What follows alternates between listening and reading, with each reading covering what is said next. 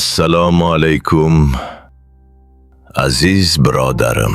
Kaminani o'zingizga do'st bilganingizdan behad mamnunman. Bugungi hikoyamiz ham sizga manzur bo'ladi degan umiddaman. Ajam shohlaridan biri xalq mulkiga zo'rlik bilan qo'l cho'zdi. Bu ham yetmaganday aziyat bera boshladi. Jabr zulmlardan to'yib ketgan xalq o'z yerini, yurtini tashlab chiqib ketdi.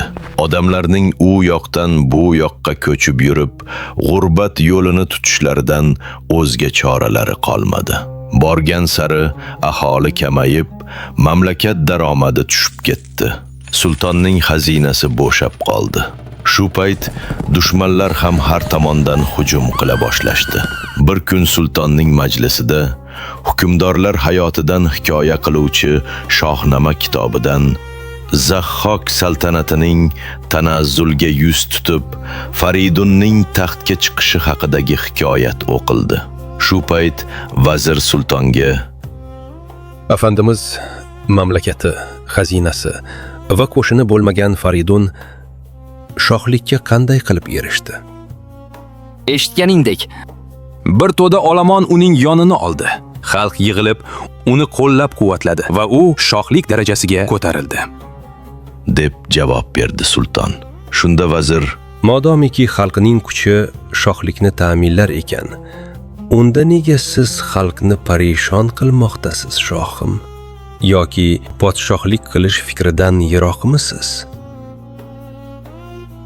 Seningcha, ularni bir yerga jamlash uchun nima qilishim kerak?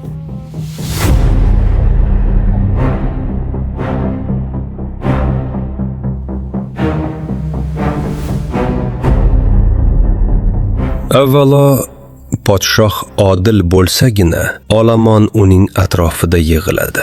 So'ngra marhamatli bo'lsagina, shu davlatning ishonch soyasida xotirjam o'tiradi. Ammo sizda bu xislatlarning birontasi ham ko'rinmaydi. Bo'ridan cho'pon chiqmaganidek, zolim kishi zinhor shohlik qila olmaydi.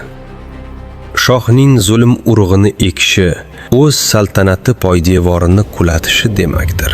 Sulton vazirning achchiq so'zlaridan nihoyatda g'azablandi va boshqalarga ibrat bo'lsin deya uni jazoga tortdi.